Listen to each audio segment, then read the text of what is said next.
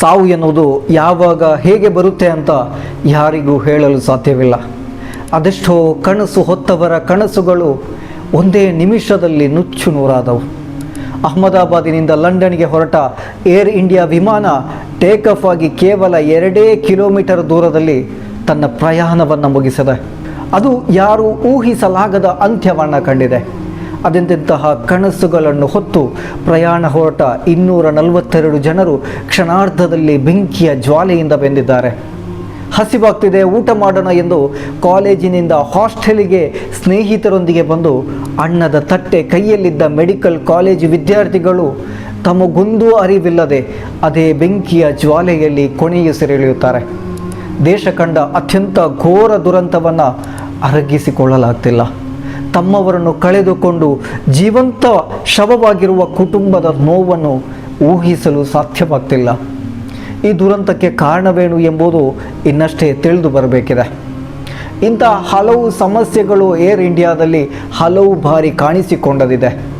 ಇತ್ತೀಚೆಗೆ ನನಗೂ ಇದರ ಅನುಭವವಾಗಿದೆ. ಜನವರಿ 27ರಂದು ಮಂಗಳೂರಿನಿಂದ ದಮಾಮ್ಗೆ ಹೊರಟ ಏರ್ ಇಂಡಿಯಾ ವಿಮಾನವು ನನ್ನನ್ನು ಸೇರಿ ಪ್ರಯಾಣಿಕರನ್ನು ಹೊತ್ತು ರನ್ವೇಯಲ್ಲಿ ಸಾಗಿದೆ. ಇನ್ನೇನು ಟೇಕ್ ಆಫ್ ಆಗಬೇಕು.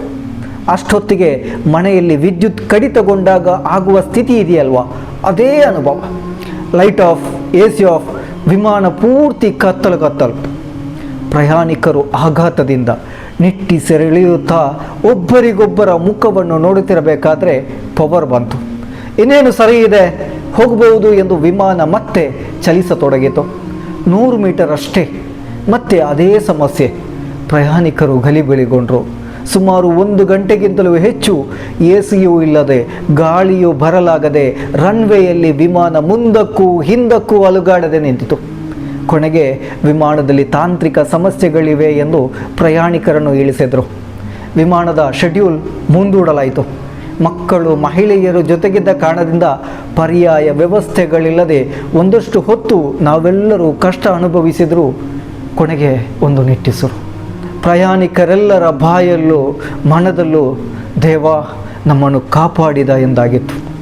ಕೊನೆಗೆ ನನ್ನಲ್ಲಿ ಉಳಿದಿರುವಂತಹ ಒಂದೇ ಒಂದು ಪ್ರಶ್ನೆ, ಏರ್ ಇಂಡಿಯಾದಲ್ಲಿ ಮಾತ್ರ ಯಾಕೆ ಇಂತಹ ಸಮಸ್ಯೆ? ಏರ್ ಇಂಡಿಯಾ ಮಾತ್ರ ಯಾಕೆ ಅಪಘಾತವಾಗುತ್ತೆ?